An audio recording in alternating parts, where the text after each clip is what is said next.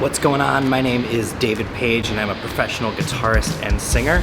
My wife and I work on board cruise ships and we are currently contracted to work on board the Norwegian Viva. One of the biggest benefits of working on a cruise ship is, or at least so we thought, we left behind the world of the wallflower gig. You know, the one where the bar is totally empty, no one's there, and the people who are more interested in the football game or baseball game or basketball game or whatever is on that TV. Those gigs are devastating to play.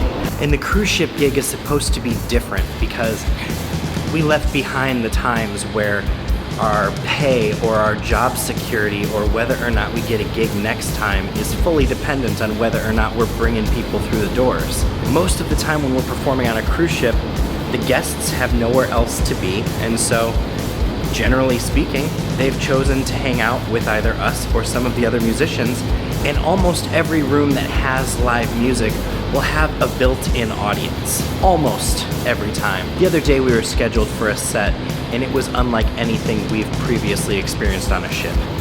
Let me tell you about it.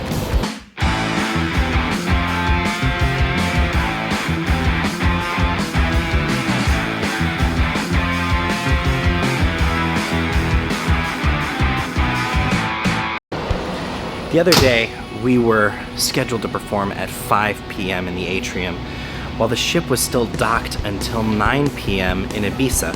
That's one of our most popular port destinations on this entire itinerary, and the guests weren't scheduled to have an all-aboard time until 8:30. That meant that for the entirety of our performance schedule for the day, the guests weren't even scheduled to necessarily be on board. So for the entire first set and most of the second set, we only played to about between 2 and 11 guests. The atrium on this ship is a little bit different than most other ships in where when we're performing on deck 6, we can't actually see who's listening on deck 7 or deck 8, but they can hear the music. So during our set break, I decided to check out the spaces on deck 7 and deck 8 where guests could hear us, and I was only able to find one guest at Starbucks on deck 7 and 3 guests at the whiskey bar on deck 8. Performing to an empty room can be really disheartening, but there's always this expectation that our music sounds perfect, and so we can't afford to perform half-heartedly even if it seems like no one's listening. And it's hard because we want to give our best for every single performance, but when you're pouring your heart out to an empty room, it's really difficult to keep the energy up. Everything that you do, oh yeah.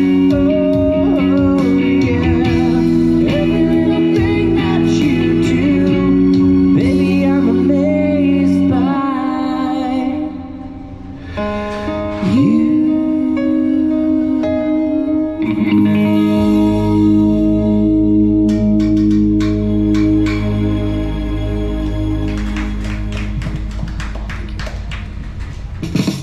When performing to an empty room, there's nothing else to do but for your mind to wander and to start wondering why we left home to perform to an empty room when we could be doing that back in Chicago. And while we understand that the scheduling puzzle can be a really difficult one to put together and that there may have been factors that we don't even know that went into scheduling it the way it went down, there's a bigger impact on the guests and on the vocalists that I don't know was fully considered. And I understand that Norwegian is paying for several different musical acts to be performing on the ship, so maximizing our performance schedule makes sense, and I understand why they would do that.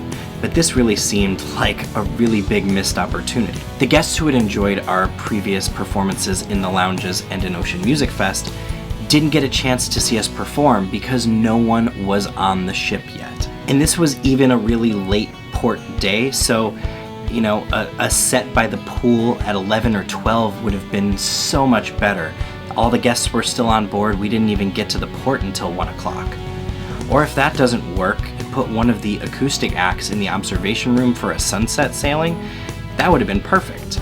Either of these options would have given more guests an opportunity to see live music than whatever it was that they chose to do. And on top of the fact that the guests weren't on board yet, It's a waste of a limited vocal resource for both me and for Stephanie. The night before, we had performed 4 sets and were performing until after midnight. The night before that, we were covering for one of the vocalists who was medically disembarked. And so, as much as we want to be able to perform at our best, when we are swinging for home runs or swinging for the fences, when no one's there, it's a waste of those vocal resources. And while we are here to work and perform and give our best for the guests here on board, it's critical that our vocal health is taken into consideration. However, most of the time, the scheduling lines up with the guest activities, and so the performance spaces where the musicians are scheduled are packed. And those are the types of performances that make it all worth it. Luckily, the very next night we played late night in the atrium and it was packed and the guests were having so much fun with us. We want to hear you sing it, Viva! And I said, hey, hey,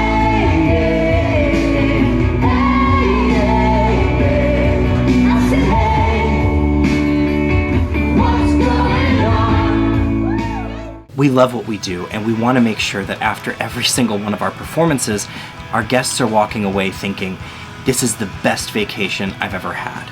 And in order to do that, we need to perform when the guests are actually on the ship. So here's hoping that all of those wallflower gigs are behind us and that everyone on the ship has learned from whatever scheduling snafu caused us to play to nobody. Now, one of the shows that we perform every cruise that is packed every single time is Ocean Music Fest.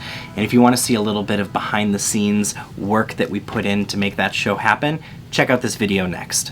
See you there.